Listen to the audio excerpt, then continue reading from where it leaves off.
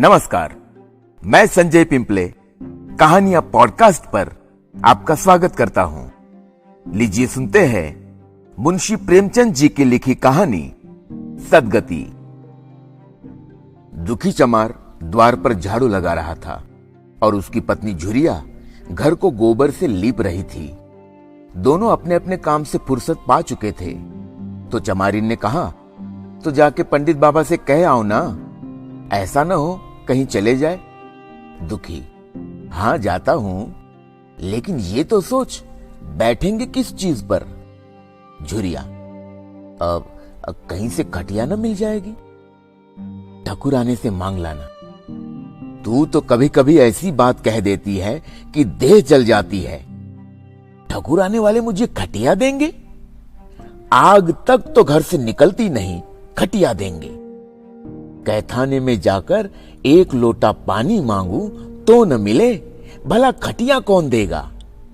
हमारे उपले, सेंठे, भूसा, लकड़ी थोड़ी ही है कि जो चाहे उठा ले जाए। ले अपनी खटोली धोकर रख दे, गर्मी के तो दिन है, उनके आते आते सूख जाएगी। झुरिया, वो हमारी खटोली पर बैठेंगे नहीं, देखते नहीं कितने नेम धर्म से रहते हैं। दुखी ने जरा चिंतित होकर कहा, हाँ ये बात तो है, महुए के पत्ते तोड़कर एक पत्तल बना लूं तो ठीक हो जाए। पत्तल में बड़े बड़े आदमी खाते हैं, वो पवित्र है। ला तो डंडा, पत्ते तोड़ लूं। पत्तल मैं बना लूंगी, तुम जाओ। लेकिन हाँ, उन्हें सीधा भी तो देना होगा। अपनी थाली में रख दूं? कहीं ऐसा गजब न करना, नहीं तो सीधा भी जाए और थाली भी फूटे। बाबा थाली उठाकर पटक देंगे, उनको बड़ी जल्दी किरोध चढ़ जाता है। किरोध में पंडिताइन तक को छोड़ते नहीं। लड़के को ऐसा पीटा कि आज तक टूटा हाथ लिए फिरता है। पत्तल में सीधा भी देना, हाँ मुदा तू छूना मत। गोंड की लड़की को लेकर शाह की दुकान से सब चीज ले आना। सीधा भरपूर हो, सेर भर आटा, आधा सेर चावल, पाव भर दाल, आधा पाव घी, नून, हल्दी, और पत्तल में एक किनारे 4 आने पैसे रख देना। गोंड की लड़की न मिले तो भुर्जिन के हाथ पैर जोड़कर ले जाना। तू कुछ मत छूना, नहीं तो गजब हो जाएगा। इन बातों की ताकीद करके दुखी ने लकड़ी उठाई और घास का एक बड़ा सा गट्ठा लेकर पंडित जी से अर्ज करने चला। खाली हाथ बाबा जी की सेवा में कैसे जाता? नजराने के लिए उसके पास घास के सिवाय और क्या था?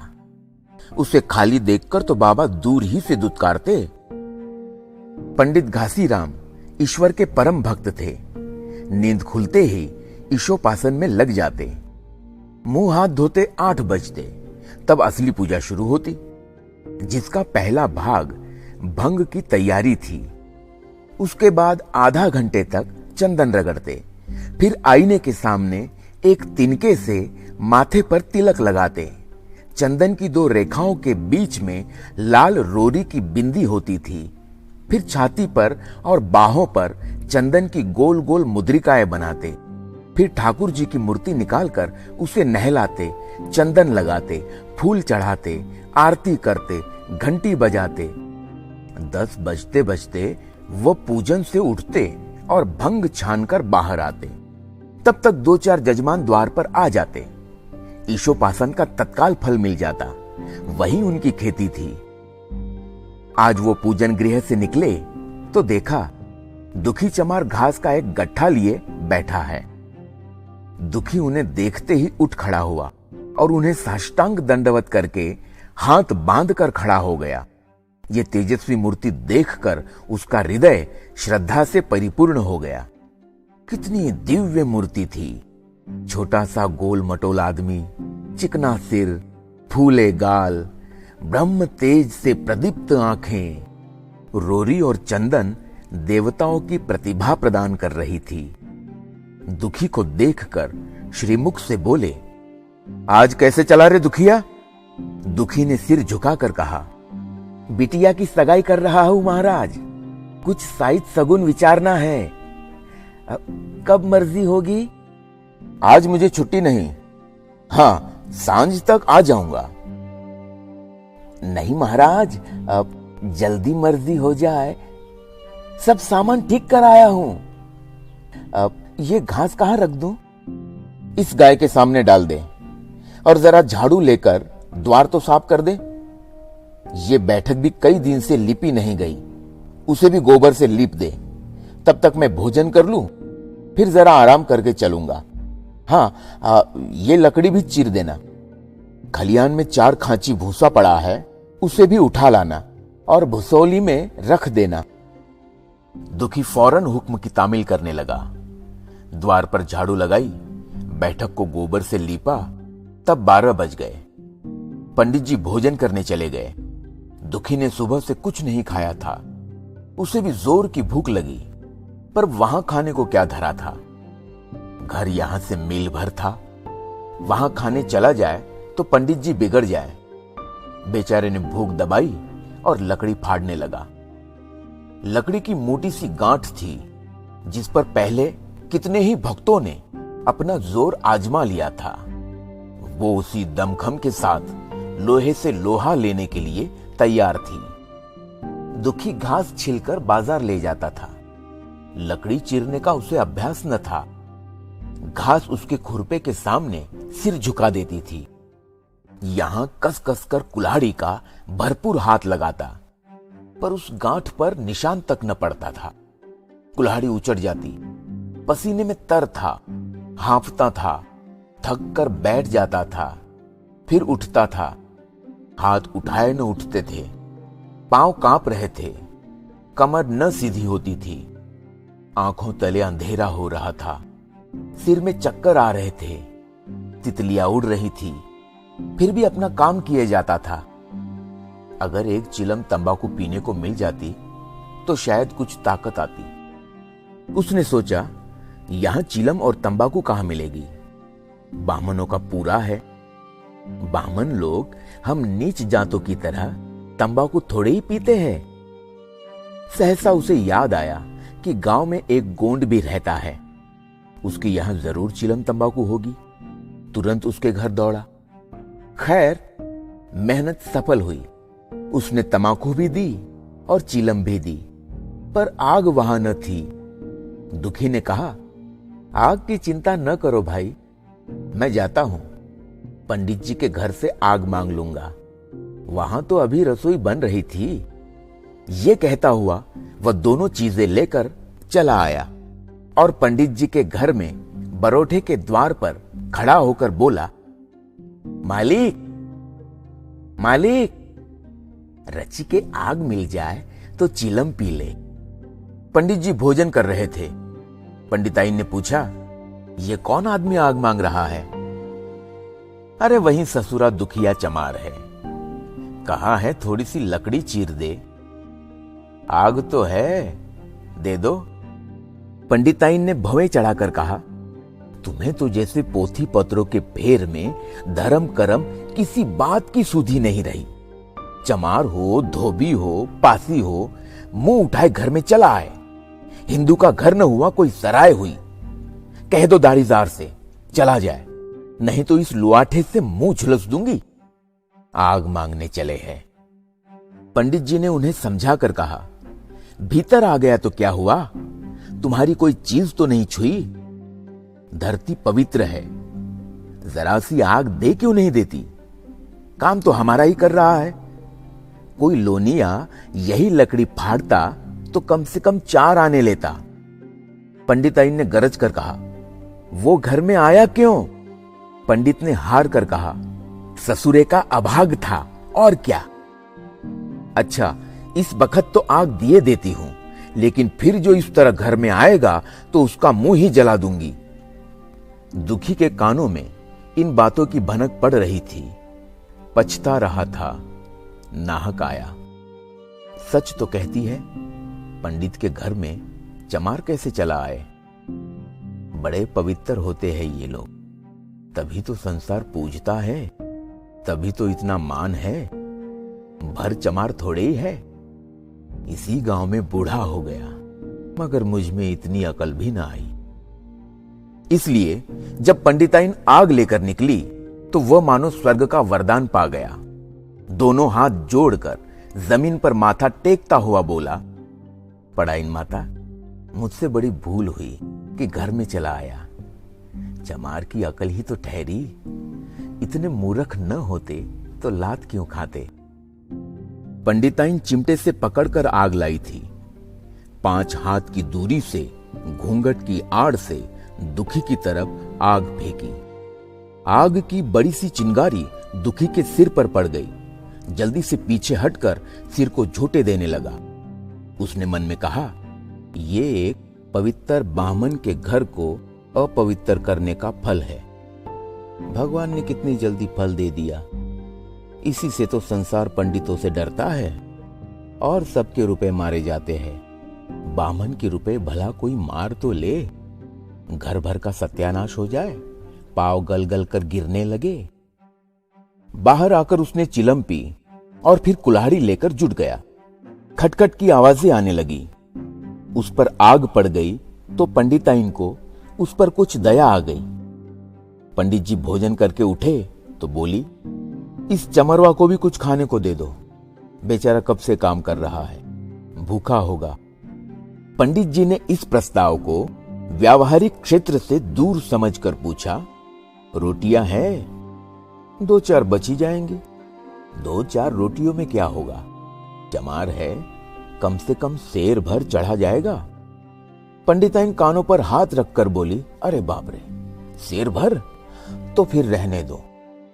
पंडित जी ने अब शेर बनकर कहा, कुछ भूसी चोकर हो तो आटे में मिलाकर 2 ठो लिट्टा ठोक दो, साले का पेट भर जाएगा। पतली रोटियों से इन नीचों का पेट नहीं भरता, इन्हें तो ज्वार का लिट्टा चाहिए। पंडिताइन ने कहा, अब जाने भी दो, धूप में कौन मरे। दुखी ने चिलम पीकर कुल्हाड़ी संभाली। दम लेने से जरा हाथों में ताकत आ गई थी। कोई आधा घंटे तक फिर कुल्हाड़ी चलाता रहा, फिर बेदम होकर वहीं सिर पकड़कर बैठ गया। इतने में वहीं गोंड आ गया। बोला, क्यों जान देते हो बूढ़े दादा, तुम्हारे फाड़े या गांठ न फटेगी, नाहक हलाकान होते हो। दुखी ने माथे का पसीना पोंछकर कहा, अभी गाड़ी भर भूसा ढोना है भाई। गोंड, कुछ खाने को मिला कि काम ही कराना जानते हैं, जाके मांगते क्यों नहीं। कैसी बातें करते हो चिखुरी, बामन की रोटी हमको पचेगी। गोंड ने कहा, पचने को पच जाएगी, पहले मिले तो। मूछों पर ताव देकर भोजन किया और आराम से सोए। तुम्हें लकड़ी फाड़ने का हुक्म लगा दिया। जमींदार भी कुछ खाने को देता है, हाकिम भी बेगार लेता है तो थोड़ी मजूरी देता है। ये उनसे भी बढ़ गए, उस पर धर्मात्मा बनते हैं। धीरे धीरे बोलो भाई, कहीं सुन ले तो आफत आ जाए।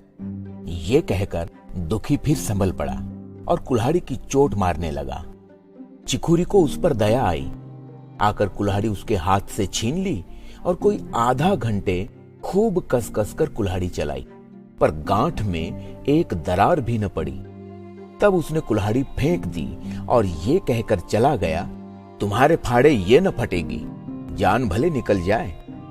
दुखी सोचने लगा, बाबा ने ये गांठ कहां रख छोड़ी थी कि फाड़े नहीं फटती, कहीं दरार तक तो नहीं पड़ती। मैं कब तक इसे चीरता रहूंगा। अभी घर पर 100 काम पड़े हैं, कार परोजन का घर है, एक न एक चीज घटी ही रहती है, पर इन्हें इसकी क्या चिंता। चलूं, जब तक भूसा ही उठा लाऊं। कह दूंगा, बाबा आज तो लकड़ी नहीं फटी, कल आकर फाड़ दूंगा। उसने झौवा उठाया और भूसा ढोने लगा। खलिहान यहां से 2 फरलांग से कम न था। अगर झौवा खूब भर भर कर लाता तो काम जल्द खत्म हो जाता। फिर झौवे को उठाता कौन। अकेले भरा हुआ झौवा उससे न उठ सकता था, इसलिए थोड़ा थोड़ा लाता था। 4 बजे कहीं भूसा खत्म हुआ। पंडित जी की नींद भी खुली। मुंह हाथ धोया, पान खाया और बाहर निकले। देखा तो दुखी झौवा सिर पर रखे सो रहा है। जोर से बोले, अरे दुखिया, तू सो रहा है? लकड़ी तो अभी ज्यों की त्यों पड़ी हुई है। इतनी देर तू करता क्या रहा? मुट्ठी भर भूसा ढोने में संझा कर दी, उस पर सो रहा है। उठा ले कुल्हाड़ी और लकड़ी फाड़ डाल। तुझसे जरा सी लकड़ी नहीं फटती, फिर साइज भी वैसी ही निकलेगी। मुझे दोष मत देना। इसी से कहा है कि नीच के घर में खाने को हुआ और उसकी आंख बदली। दुखी ने फिर कुल्हाड़ी उठाई। जो बात पहले सोच रखी थी वो सब भूल गई। पेट पीठ में धसा जाता था। आज सवेरे जलपान तक न किया था। अवकाश ही न मिला। उठना ही पहाड़ मालूम होता था। जी डूबा जाता था, पर दिल को समझा कर उठा। पंडित है, कहीं साइज ठीक न विचारे तो फिर सत्यानाश ही हो जाए। जभी तो संसार में इतना मान है। साहित्य का ही तो सब खेल है, जिसे चाहे बिगाड़ दे। पंडित जी गांठ के पास आकर खड़े हो गए और बढ़ावा देने लगे। हाँ हाँ, मार कसके, और मार कसके। कसके मार? अबे जोर से मार, तेरे हाथ में तो जैसे दम ही नहीं है। लगा कसके। खड़ा सोचने क्या लगता है? हाँ हाँ, बस फटाई चाहती है, दे उसी दरार में। हाँ। दुखी अपने होश में न था। न जाने कौन सी गुप्त शक्ति उसके हाथों को चला रही थी। वो थकान, वो भूख, वो कमजोरी सब मानो भाग गई। उसे अपने बाहुबल पर स्वयं आश्चर्य हो रहा था। एक एक चोट वज्र की तरह पड़ती थी। आधा घंटे तक वह उसी उन्माद की दशा में हाथ चलाता रहा, यहां तक कि लकड़ी बीच से फट गई और दुखी के हाथ से कुल्हाड़ी छूटकर गिर पड़ी। इसके साथ वो भी चक्कर खाकर गिर पड़ा। भूखा, प्यासा, थका हुआ शरीर जवाब दे गया। पंडित जी ने पुकारा, उठ के 2-4 हाथ और लगा दे, पतली पतली चैलियां हो जाए। दुखी न उठा। पंडित जी ने अब उसे दिक करना उचित न समझा। भीतर जाकर बूटी छानी, शौच गए, स्नान किया और पंडिताई बाना पहनकर बाहर निकले। दुखी अभी तक वहीं पड़ा हुआ था। जोर से पुकारा, अरे क्या पड़े ही रहोगे? दुखी, चलो तुम्हारे ही घर चल रहा हूं। सब सामान ठीक ठीक है ना? दुखी फिर भी नहीं उठा। अब पंडित जी को कुछ शंका हुई। पास जाकर देखा तो दुखी अकड़ा पड़ा हुआ था। बदहवास होकर भागे और पंडिताइन से बोले, दुखिया तो जैसे मर गया। पंडिताइन हक बकाकर बोली, वो तो अभी लकड़ी चीर रहा था ना? हाँ, लकड़ी चीरते चीरते मर गया। अब क्या होगा? पंडिताइन ने शांत होकर कहा, होगा क्या? चमरोने में कहला भेजो, मुर्दा उठा ले जाए। एक क्षण में गांव भर में खबर हो गई। पूरे में ब्राह्मणों की ही बस्ती थी। केवल एक घर गौंड का था। लोगों ने इधर का रास्ता छोड़ दिया। कुएं का रास्ता उधर ही से था। पानी कैसे भरा जाए? चमार की लाश के पास से होकर पानी भरने कौन जाए? एक बुढ़िया ने पंडित जी से कहा, अब मुर्दा फेंकवाते क्यों नहीं? कोई गांव में पानी पिएगा या नहीं? इधर गोंड ने चमरोने में जाकर सबसे कह दिया, खबरदार, मुर्दा उठाने मत जाना, अभी पुलिस की तहकीकात होगी। दिल लगी है कि एक गरीब की जान ले ली। पंडित जी होंगे तो अपने घर के होंगे, लाश उठाओगे तो तुम भी पकड़े जाओगे। इसके बाद ही पंडित जी पहुंचे, पर चमरोने का कोई भी आदमी लाश उठा लाने को तैयार न हुआ। हाँ, दुखी की स्त्री और कन्या दोनों हाय हाय करती हुई वहां चली और पंडित जी के द्वार पर आकर सिर पीट पीट कर रोने लगी। उनके साथ 10-5 और चमारिनें थी। कोई रोती थी, कोई समझाती थी, पर चमार एक भी न था। पंडित जी ने चमारों को बहुत धमकाया, समझाया, मिन्नत की, पर चमारों के दिल पर पुलिस का रोब छाया हुआ था। एक भी न मिनका। आखिर निराश होकर लौट आए। आधी रात तक रोना पीटना जारी रहा। देवताओं का सोना मुश्किल हो गया, पर लाश उठाने कोई चमार न आया। और ब्राह्मण चमार की लाश कैसे उठाते? भला ऐसा कहीं शास्त्र पुराण में लिखा है? कहीं कोई दिखा दे। पंडिताइन ने झुंझला कर कहा, इन डाइनों ने तो खोपड़ी चाट डाली, सबों का गला भी नहीं पकता। रोने दो चुड़ैलों को, कब तक रोएगी। जीता था तो कोई बात न पूछता था, मर गया तो कोलाहल मचाने के लिए सबकी सब आ पहुंची।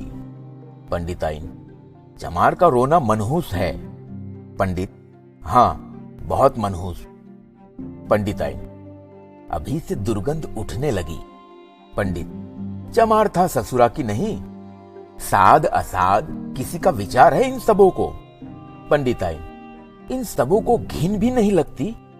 पंडित, भ्रष्ट है सब। रात तो किसी तरह कटी, मगर सवेरे भी कोई चमार न आया। चमारी ने भी रो पीट कर चली गई। दुर्गंध कुछ कुछ फैलने लगी। पंडित जी ने एक रस्सी निकाली, उसका फंदा बनाकर मुर्दे के पैर में डाला और फंदे को खींचकर कस दिया। अभी कुछ कुछ धुंधल का था। पंडित जी ने रस्सी पकड़कर लाश को घसीटना शुरू किया और गांव के बाहर घसीट ले गए। वहां से आकर तुरंत स्नान किया, दुर्गा पाठ पढ़ा और घर में गंगा जल छिड़का। उधर दुखी की लाश को खेत में गीदड़ और गिद्ध, कुत्ते और कौवे नोच रहे थे। यही जीवन पर्यंत की भक्ति, सेवा और निष्ठा का पुरस्कार था।